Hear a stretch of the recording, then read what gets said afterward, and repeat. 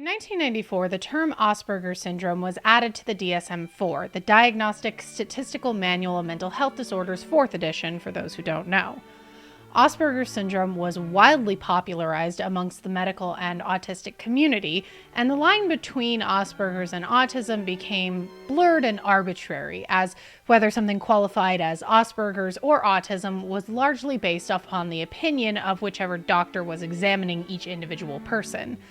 Asperger's syndrome divided the autism community, but an even bigger issue that arose came from the fact that most of the criteria for Asperger's syndrome seemed to focus on things commonly associated with young boys, such as hyperfixating on trains, Hot Wheels, or dinosaurs. Side note, whoever decided that dinosaurs were a boys thing, shark you, okay? Dinos are rated E for everyone. Because the criteria for Asperger's syndrome focused primarily on what were considered boyish things, the criteria for autism became primarily focused on boyish things, and that left a lot of people assigned female at birth without a diagnosis, even if they were showing the same type of symptoms with girlish objects. For example, a boy who is socially withdrawn and lines up his Hot Wheels in a straight, even line would be considered autistic immediately, while a girl who is socially withdrawn who lines up her Barbie shoes in straight lines would just be considered quirky or doing normal girly things. This idea, subconscious or not, that autism is somehow a male trait was not helped by the fact that representation of autism within mainstream media was and has been primarily white men,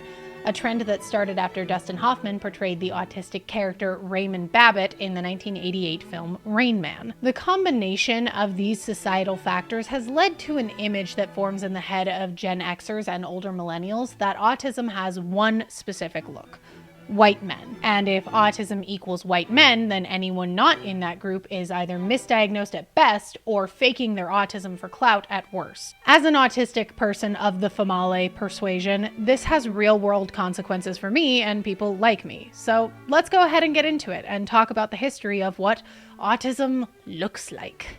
Also, while you're here, make sure to like and subscribe to the channel where we discuss all kinds of things like disability, mental health, feminism, and sharks. Did I mention sharks? So if you're not subscribed, you might want to fix that. Now, before we begin, let's lay some groundwork. No, I am not going to discuss every autistic character in media ever, so if you're looking for your favorite character, you might be disappointed. I'm mostly going to be focusing on the biggest films and TV shows in mainstream media that contributed to the narrative about autism. Some other time I might talk about your favorite character from autism media, but it is not this day! This day we fight! That came out of nowhere. As always, the following opinions are just my own opinions, so if I don't like your favorite autism movie, show, or character, it's still okay if you like it. With all of that said, let's get into how autism has been shaped throughout the years.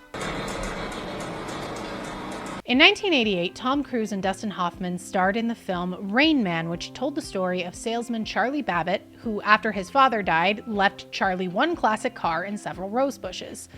Charlie's heretofore unknown autistic brother, Raymond Babbitt, was then left their father's $3 million estate. Charlie, feeling entitled to the $3 million estate, kidnaps Raymond and takes him across the country to Los Angeles, and along the way, Charlie ends up bonding with his brother. Rain Man can probably be credited with the first usage of the term autistic savant within mainstream media. It also has the most usage of the R slur that I've seen in a long time. Like, sharking hell, I practically had to watch the movie on mute. They threw that word around so much. But I digress. The term autistic savant was coined by Daryl Treffert, who was apparently the world's leading expert on savant syndrome in general. The character Raymond Babbitt is apparently an autistic savant, capable of reading through the entire phone book overnight and memorizing everyone's phone numbers and addresses. Joe Goldberg wishes he could. He's also capable of performing quick math when a box of toothpicks drops and counting cards to near 100% certainty. Because we all know that the best place to take someone who gets overstimulated by light and sound is a Vegas casino. Like, seriously, did the producers even talk to an autistic person? The character of Raymond Babbitt created this narrative that autism is synonymous with savant and that every autistic person is a genius. This is not true, as some of us exist in the bimbo variety. Okay, how many now? Bob. 3. No. Ugh, you're the worst kind of autistic. And on top of that, a third of autistic people actually have comorbid cognitive disabilities such as intellectual disability. But because it was said in a movie once, a movie which then won an Oscar, autistic equals genius must be true. This misconception is especially frustrating given that the real-life person they based the character of Raymond on wasn't even autistic. Kim Peek was a real-life person with savant syndrome, but Kim Peek was not autistic. Despite this, the narrative of autistic equals genius stuck in the minds of society and continued for a while. A really long while. An annoyingly long while. For years, people believed that all autistic people are geniuses who lack social skills and can't talk to women. Yeah, you know where I'm going with this. Started with a big bang. In 2007, the hit show The Big Bang Theory aired on CBS, depicting the lives of several scientists who struggle with various aspects of living, such as dating. The most famously debated of the scientists is Sheldon Cooper, played by Jim Parsons, whom most people have argued is autistic. Now, maybe at some other point I'll do an actual video about whether or not Sheldon meets the diagnostic criteria for autism. Actually, no, I'm not going to do that at some point. Sheldon meets the diagnostic criteria for autism. He doesn't understand social cues, he has a strict pattern of routine that he has to follow, and he has canonic sensory issues. I can't take that many shots in a row and you can't make me! He's autistic. I don't care that the writers say that he's not. You can't give a character all the diagnostic criteria for autism and then continuously say that he's not autistic. At that point, you're just saying he's not autistic so that you don't have to feel bad about the times you turned his autism into the butt of the joke. Which, seriously, if writers could stop making autistic-coded characters the butt of all their jokes, that'd be great. Okay. Sheldon Cooper, despite not being canonically autistic, even though he is, I cannot stress that enough, solidified the idea in pop culture that all autistic people are genius white men who only care about math and science because, according to them, math and science rule the world. Okay, in their defense, math and science actually do rule the world. But my point still stands. This was also the second time in mainstream media that the idea of an autistic person was presented with a monotone voice, which is an autistic trait, but like many aspects of autism, it rests on a spectrum. Some people can't make inflections in their voice at all, and others put inflections in the wrong places. But thanks to characters like Sheldon Cooper, that aspect of autism is rarely talked about. 2007 was almost a really bad year for autism stereotyping. But then, from out of the darkness, there shone a light! This may shock some of you, but I've actually always been a fan of garbage. I mean, America's Next Top Model. I was rooting for you! We were all rooting for you! I mean garbage. How dare you! Now, you may be asking yourself, how the shark does a show where Tyra Banks repeatedly puts white women in blackface tie into autism at all? Cycle 9 was a huge deal, not just for America's Next Top Model, but for the autism community as a whole, because one of the contestants of that season, Heather Kuzmic, was the show's first and only autistic model. This was major, as for the first time, many young autistic girls everywhere, myself included, saw themselves represented on screen. Heather was never ashamed of her disability. In fact, many ways, she attested her autistic hyperfocusing capabilities as an advantage when it came to photo shoots, and it helped her all the way into the semifinals.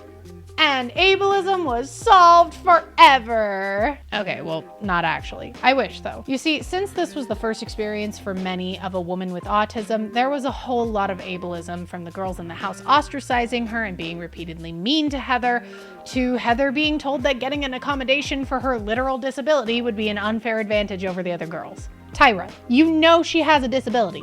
In what world is an accommodation unfair? That's like telling a wheelchair user that it's unfair to let them use the elevator when everyone else has to use the stairs. Even though Heather Kuzmic didn't win America's Next Top Model and has since retired from modeling, for many autistic people, she continues to be a huge part of our autism acceptance stories, because for many of us, for me, she was the first person who made me feel like autism was not only nothing to be ashamed of, but something that could help me achieve the things that I want in life. I can do a lot for the autism community, but I could never do what Heather Kuzmic did for me. Because for me, she single-handedly stopped that trend that autism is only found in white men. Right? Right? Jodi Picoult, famed author of books like My Sister's Keeper, 19 Minutes, and Handle with Care, released a novel called House Rules, which tells the story of how an autistic man, Jacob Hunt, gets accused of unaliving his ABA therapist and the subsequent trial where his family fights to prove his innocence. House Rules was one of the first mainstream novels written with numerous chapters told from the perspective of an autistic person. I'm not going to say that it's not written well. I mean, it's sharking Jodi Picoult. Of course it's written well. But I will say that the autism experiences described in the book, along with some very weird anti-vax subtextual things, present this idea that still shows up in autism media to this day. The idea that autistic people are dangerous and violent. Now, granted, it ends up being that Jacob didn't unalive his ABA therapist after all, and she did in fact just slip and fall. But there are a lot of moments in the book where Jacob is flat out violent or violates boundaries, and the only other autistic character in the book, a guy who shows up for literally one scene, goes on a long rant about how violence is just a misunderstanding when done by autistic people. He goes on to basically use autism as an excuse for just a lot of bad things I can't say if I want this video to stay monetized. This book was honestly an attempt to help people understand the autistic brain, but again, it was written by a non-autistic person, so it wound up making autism look creepy. And this trend continued on when 7 years later, we got the two biggest shows to ever happen to autism ever.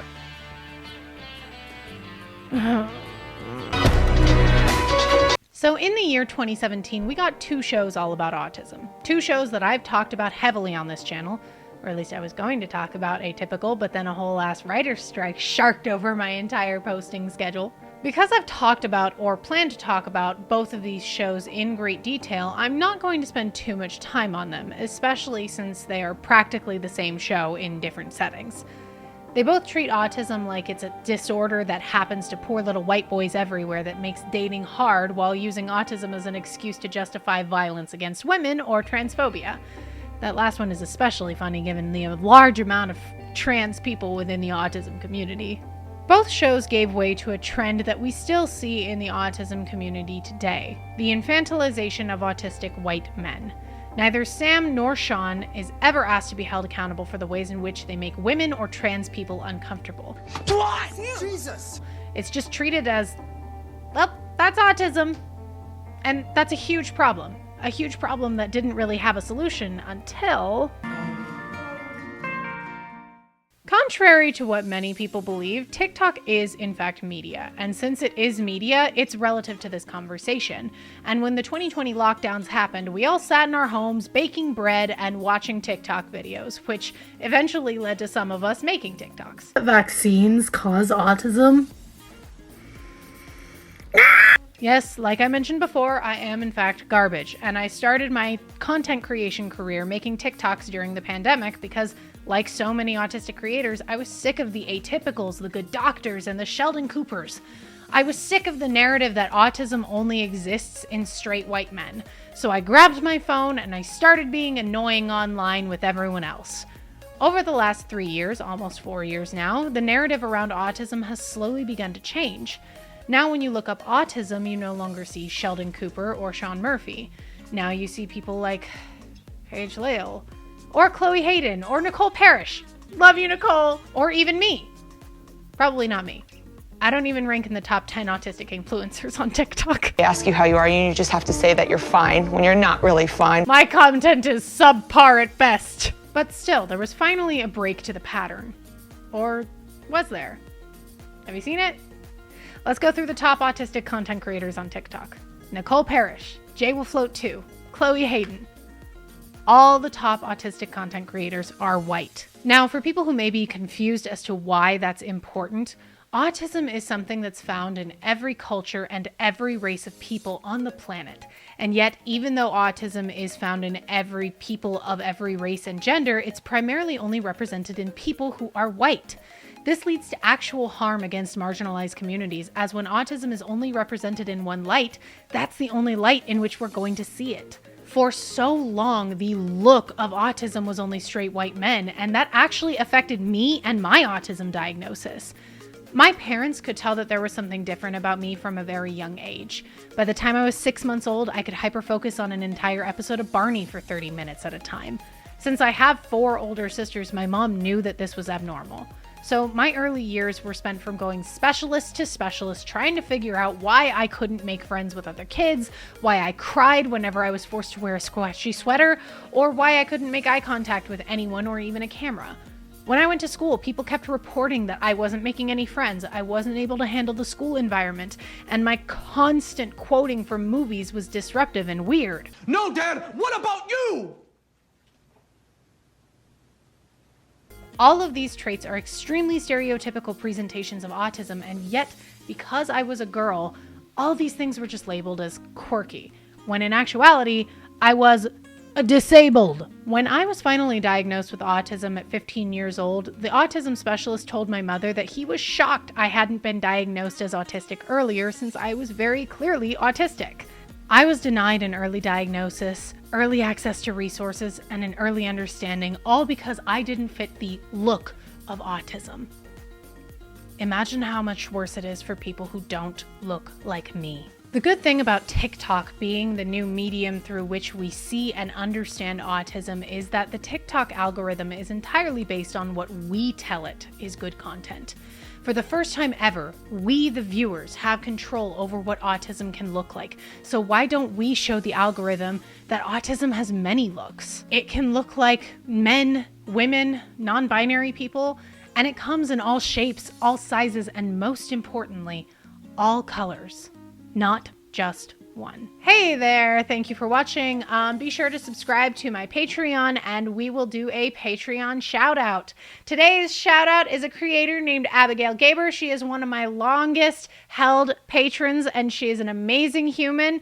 I'm going to tag her socials down below and you can give her a follow. I cannot say enough good words about this girl. She is amazing. Thank you all for watching. I hope to see you in the next video. Bye!